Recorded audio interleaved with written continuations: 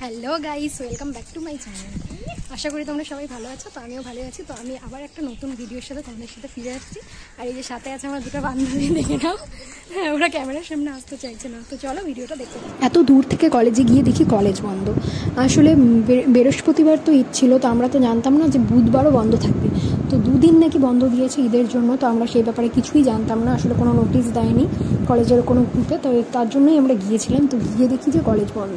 তারপর আমরা কী করবো ভাবলাম যে একটু হকার্স কর্নার যাওয়া যাক। তো কিছু কেনাকাটা ছিল, তো আমরা কলেজ থেকে বেরিয়ে পড়েছি। আর আমাদের এই কলেজে যাওয়ার পথে একটা সূর্য সেন পার্ক থাকে। এই পার্কটাতে আমরা বহুবারই গিয়েছি, খুবই সুন্দর পার্কটা। আর তারপরে আমরা হেঁটে হেঁটে চলে আসলাম। আর এদিকে ছিল অনেক ফুলের দোকান। আর সেদিন না প্রচণ্ড গরম ছিল। আর যেহেতু ঈদ ছিল, ঈদ আর সামনেই ছিল পয়লা বৈশাখ, চড়ক পূজা, তার জন্য খুবই ভিড়। কী আর বলবো, শিলিগুড়িতে প্রচণ্ড ভিড়। তার মধ্যে আরও মার্কেট, হকার্স কর্নারে তো অতিরিক্ত ভিড়।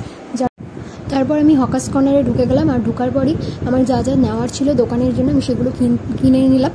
আর তারপরে কেনার পরেই আর এদিকে আমাদের খুবই জল টেস্টটা পেয়েছিল। আসলে এত গরম আর এদিকে এত ভিড়। তারপরে আমরা তিনজনে মিলে 3টা ফ্রুটি নিয়ে নিলাম।